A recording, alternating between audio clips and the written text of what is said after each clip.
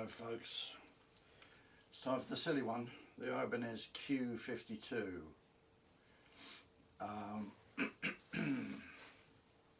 When I bought the SG Junior, the Les Paul Junior, I bought them over a sort of 2-month period from Guitar in Camden, and had a look at Maybach when I was there, because they're very eye-catching guitars. Didn't like it though because of the neck.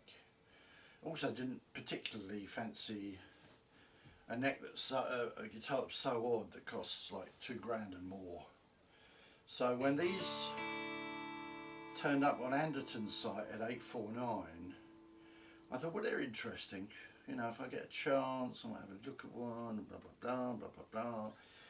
And then this particular one is a B stock model. There's a chip there.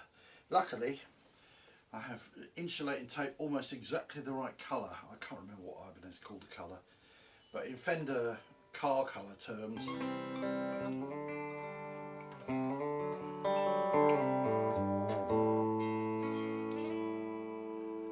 it's near as damn it Lake Placid blue.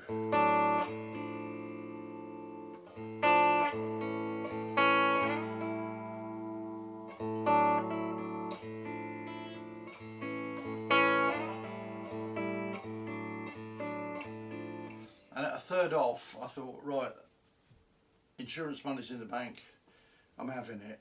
So I bought the pink Strat and this, and I have to say, it's taking some getting used to. I haven't quite worked out where the strap, how long the strap needs to be, and it is very small. I mean, it's Fender scale length, but on a Strat, you sight straight down the strap to the 12th fret. This comes in at around about 12 and a half, whatever, but it's still more or less the same. But obviously on a Stratocaster, with the bridge there, there's about 6 inches of body behind it. So this is obviously very small, and it's very, very light, which I like. As you can imagine, it's £5, so it's light. It's the lightest electric guitar probably that I've ever owned. It's apart from those Traveller Ace guitars which I had about 20 years ago. I had a couple of those, but they weren't very good. I mean, they were all right. They weren't great. But this is much lighter than the SG Junior. Nowhere to put a headstock tuner, which is a small price to pay.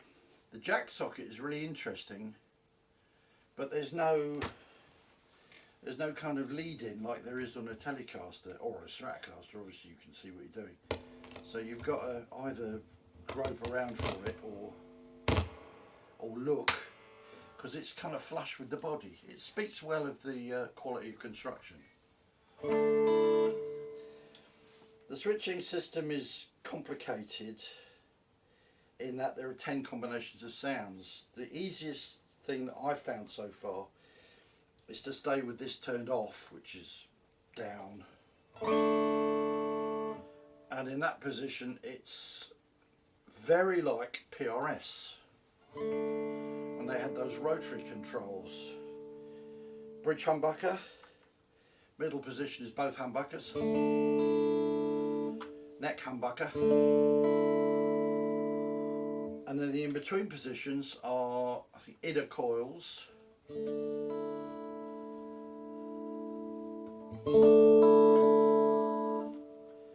and then outer coils in parallel. So what you end up with is 2 rhythm sounds, if you like, outer coils in parallel and inner coils in parallel.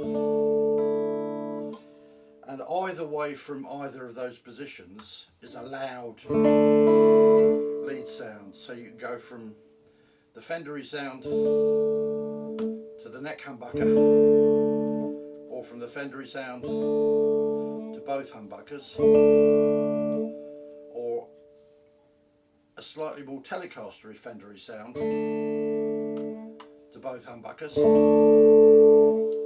or that Fendery sound to the bridge humbucker. I'm making it sound more complicated than it is. In this position, it's lots of combinations of individual coils in parallel and in series. Any number of people have done demos of the sounds.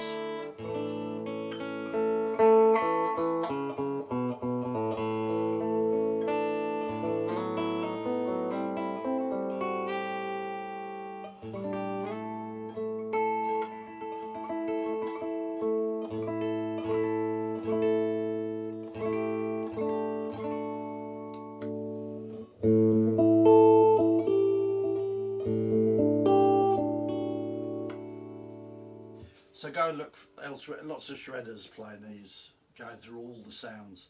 And it gets to the stage where you can't tell one from the other.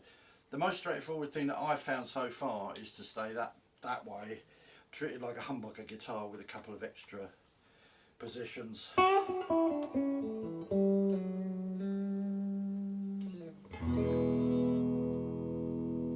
Haven't changed strings on it yet, but it looks like it's going to be pretty easy. The neck is roasted maple and imbuya 3-piece neck with a separate curly maple fingerboard. It feels incredibly stable. If you do that with a Fender, or indeed with an SG, you can hear the tuning go.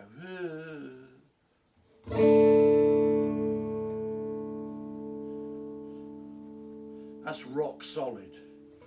It feels, and this is going to sound very odd, I haven't played many, I've only played 3 or 4, and none of the English 35 grand ones. But it feels like, and indeed the pickups have a character similar to Japanese Zamatis guitars. It feels very, very secure. A little bit characterless, but great for pedals.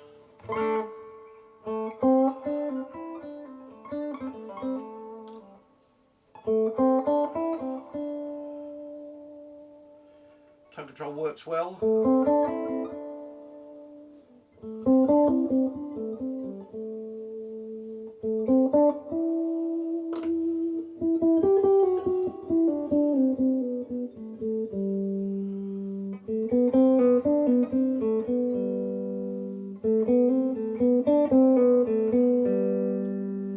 And the volume control works really well as well.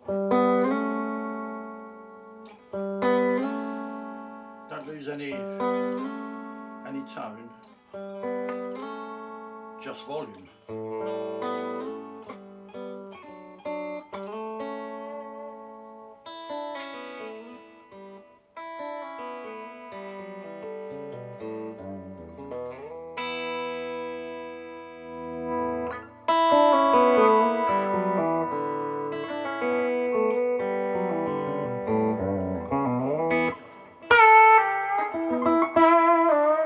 In an ideal world, the neck might be a little bit fatter for me, but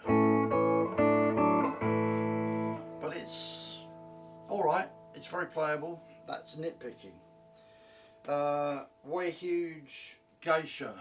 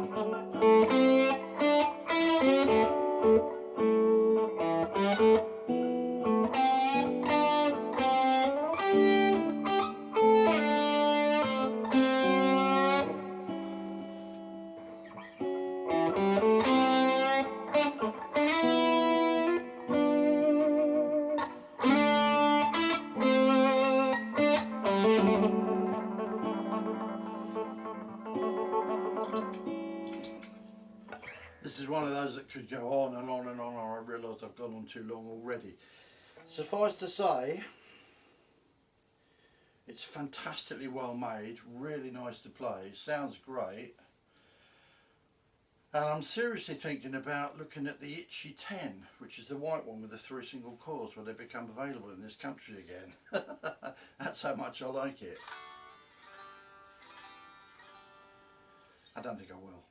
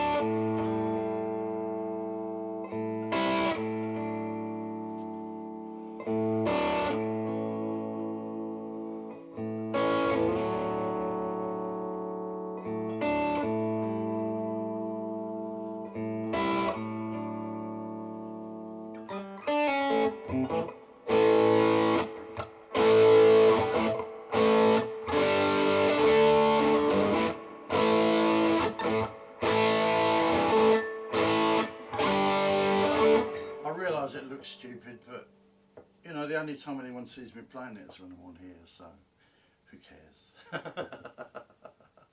Take care of yourselves, have fun, stay warm if you're in a cold place, stay cool if you're in a hot place. I'll see you all soon. Take care. Bye now.